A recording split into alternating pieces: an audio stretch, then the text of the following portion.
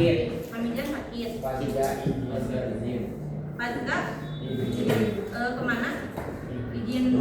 Izin master ibunya.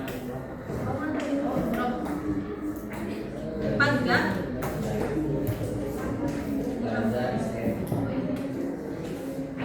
Terus siapa lagi? Gaza. Vanessa. Ada lagi? Sudah? Alhamdulillah ya, lebih banyak yang hadirnya hari ini.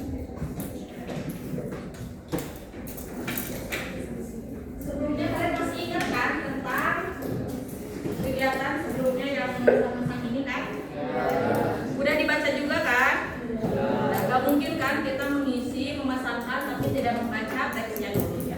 Sebelum itu, Ibu ingin bertanya dulu, mereview materi sebelumnya. Ada yang masih ingat gak? Berita aktual. Berita aktual. Yang baru.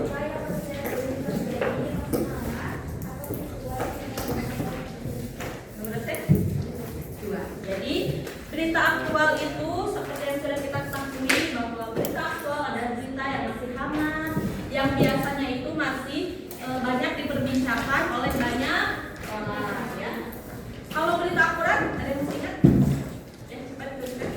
1, 2, 3. Tinggi-tinggi ya. 1, 2. Baru juga 2. 1, 2, 3. Kamu? Ya.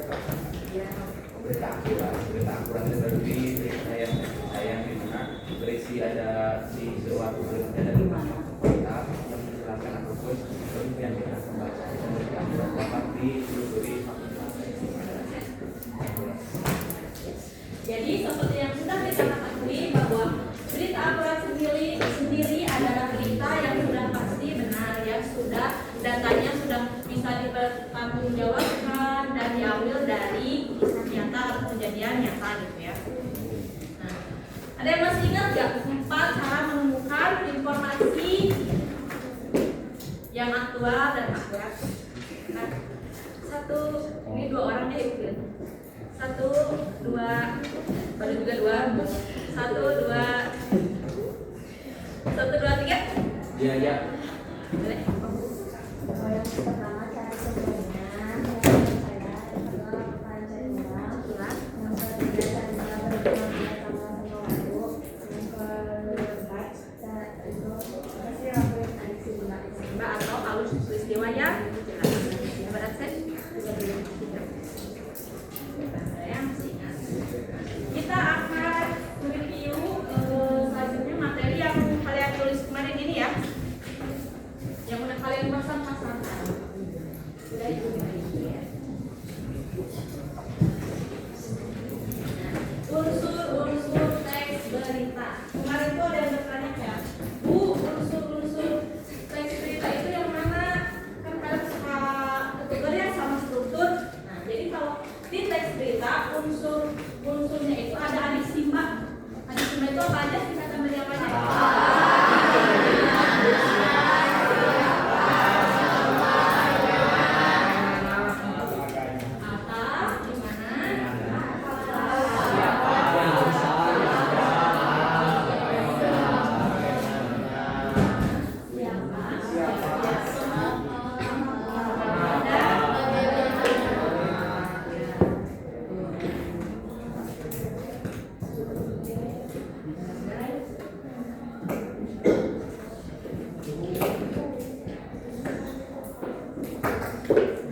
Berbeda baik begitu sama struktur, berbeda ya. Berbeda tapi memiliki hubungan di mana unsur sendiri itu komponen penting ya yang harus ada di dalam teks berita. Sedangkan struktur berita itu lebih suka peraturan atau aturan atau cara ketika kita ingin membuat teks berita, kita harus tahu dulu ya strukturnya agar ketika membuat itu tidak kemana-mana gitu ya. Teratur. Struktur berita.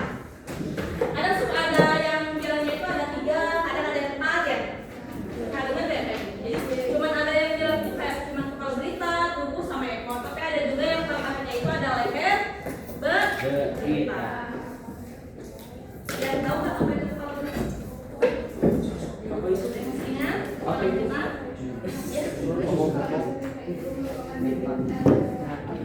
judulnya. Jadi inti yang biasanya berisikan unsur nanti. Ya, di sini ya. Unsur adik simba atau isi yang biasanya dari berita. Kalau ada berita itu berisikan informasi yang informasi dari jadi tambahan dari unsur adik simba. Kalau untuk berita sendiri itu menceritakan peristiwanya itu secara detail. Kalau paper berita penutup dan biasanya ada yang menggunakan ada juga yang menggambarkan proses seperti ini juga yang kemarin ada yang dipasang-pasangkan ya. Ini boleh dituliskan? Ya. Jadi kalau di kepala berita sendiri ada adik simba, intinya, nilainya berita, ada menggambarkan informasi dari kepala berita. Ibu berita itu menjabarkan secara rinci berita dari kronologi sampai fakta penulis.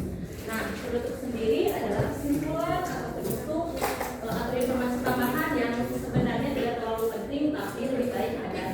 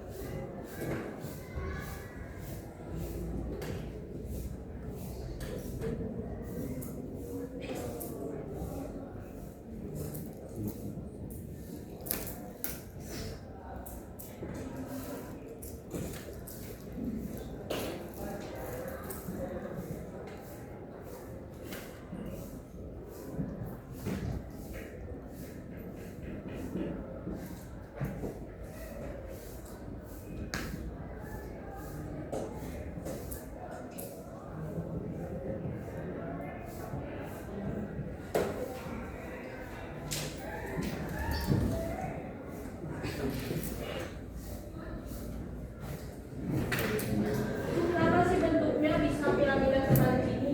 Soalnya di kepala berita itu beritanya yang paling penting. Jadi ini tuh ya, ini tuh sangat penting. Ini penting dan ini kurang penting. Ya, kalau sesuai dengan ini. Piramida terbalik seperti ini. Nah, ibu kalau di sini adik simbanya semuanya ada di sini sama di sini, terus ini isinya apa? Jadi kan ada simba itu ada yang mengapa dan bagaimana. Mengapa dan bagaimana ini kan menjelaskan kronologisnya kan ya? Ya.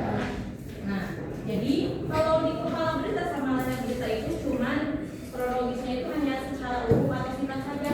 Nah, itu berita dan berita mengapa dan bagaimananya itu dijelaskan secara detail gitu ya. Bisa dimengerti? Bisa.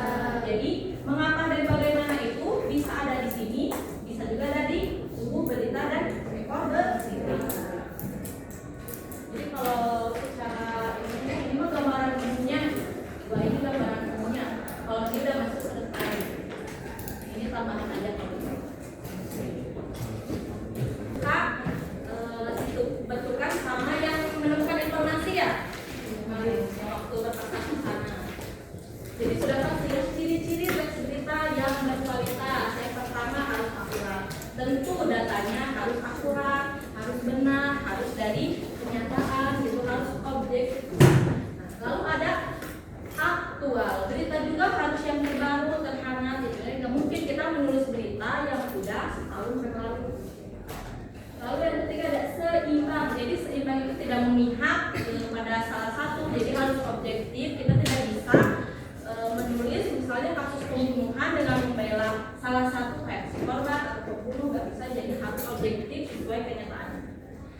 Lalu yang keempat itu penting, informasi yang ketika kita ingin menulis teks berita, informasi yang harus kita bagikan itu harus penting, harus yang bisa membantu atau memberikan informasi sekitar kepada orang yang membacanya. Ya. Lalu selanjutnya itu harus lengkap. Nah, ini yang ada simba atau alur peristiwanya itu tetap harus lengkap, tidak boleh setengah-setengah atau misalnya tidak boleh kita menulis teks berita tapi tidak ada waktunya, tidak ada siapa orangnya, jadi nggak bisa, jadi harus lengkap. unsur adisiwa atau alur peristiwanya. Nah, yang terakhir itu pengepasannya menarik. Ditulis dengan bahasa yang menarik dan mudah dipahami. Maksudnya, jika kita ingin menulis sebuah teks berita, kita harus menulis dengan bahasa yang mudah dipahami. Kan teks berita itu nantinya akan disebar luas. Ya, kayak gitu kita nggak bisa ya. Karena kan harus menggunakan kalimat atau kata yang mudah dipahami. Ini ditulis juga? Ya. Dan hal yang itu yang dua ini pasti benar ya. Tapi kalau ini udah pasti kata tidak. Bahasa yang baku, kalimat langsung atau bukan langsung. Kalau kalimat langsung itu pasti ada ininya ya. Tanda apa ini? Tanda petik. Pasti ada.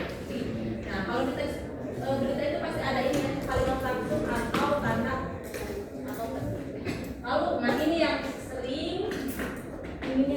sering kebalik sama ciri-ciri, yaitu keterangan waktu dan tempat secara eksplisit. Nah, maksudnya itu, jadi waktunya dan tempatnya itu ditulis secara langsung. Jadi kalau waktunya tanggal sekian, langsung aja ditulisnya tanggal sekian. Jadi kepastiannya tanggal 26, ditulis aja tanggal 26, tanggal 26 Januari. Nomor 3 boleh di S atau di P. Salah satu aja mau di P.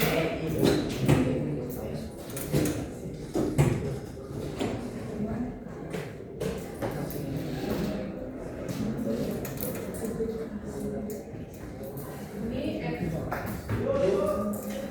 Ya.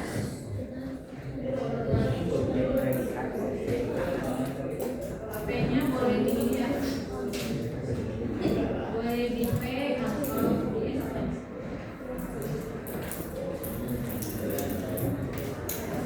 Yang pertama subjek predikat, frasenya di S. Yang kedua subjek predikat, frasenya di P. SPOK ini adalah subjek predikat objek keterangan. F-nya atau frasenya boleh di S, boleh di P. Untuk melihat kalimat majemuk setara. Nomor 5 kalimat majemuk berinti.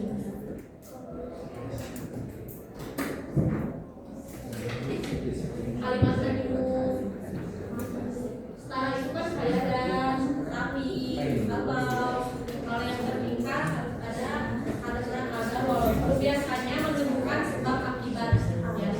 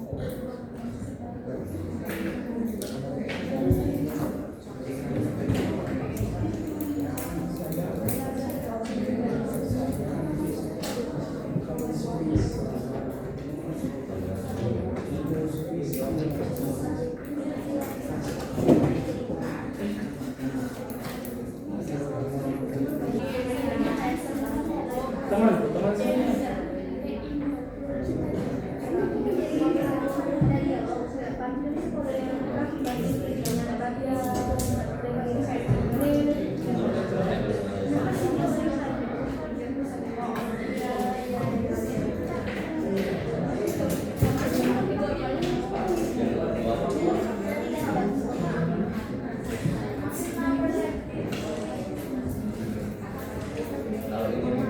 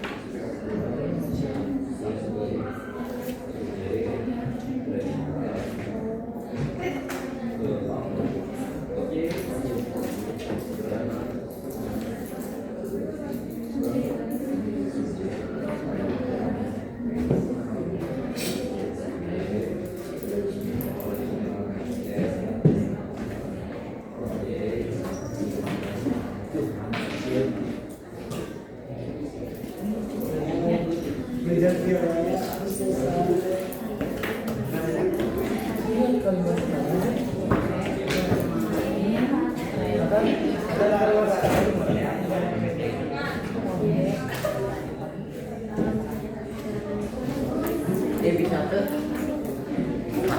cocok orang bayar di situ tidak belajar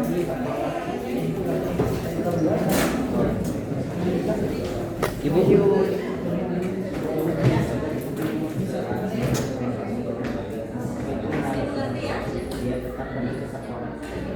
Majemuk ya? Nah, harusnya kalau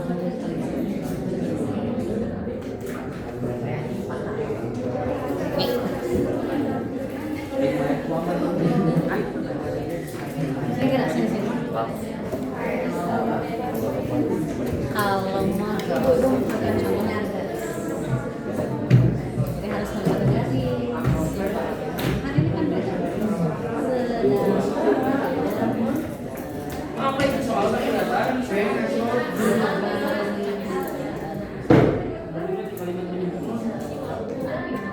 Ya, harus ada sebuah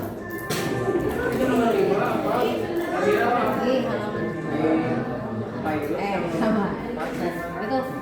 Jadi biar paham, coba sekarang kerjakan dulu SPO-nya.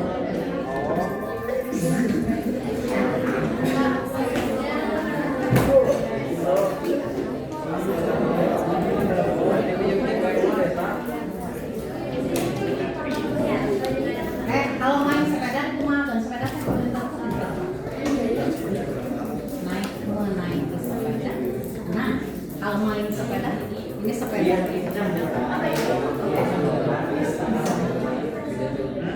Ayo, kalau bermain sepeda kayak gimana? Paling naik sepeda. Naik angkot, naik sepeda.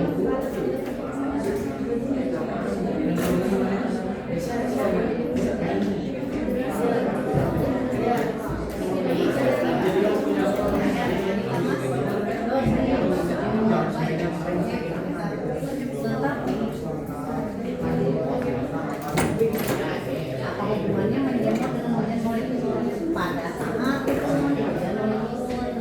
Berarti salah kan? Cuma bukan sekarang kalau begitu pada saat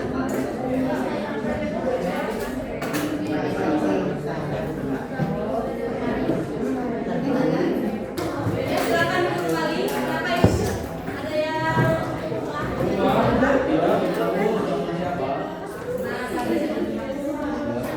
angkat tangan tapi yang kaidah kebahasaan teks berita ada 3. Kaidah kebahasaan teks berita ada 3. Apa saja?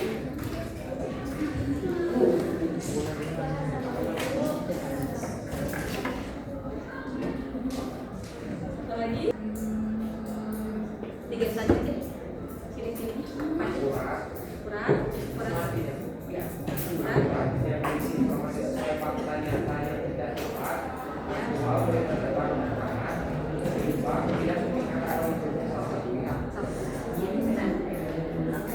Terus kita terima kasih ya anak-anak untuk pembelajaran hari ini. Kita akan bertemu lagi di pekan yang akan datang. Harus tetap semangat dan yang belum diperiksa boleh dikumpulkan di depan. Nanti akan ibu periksa.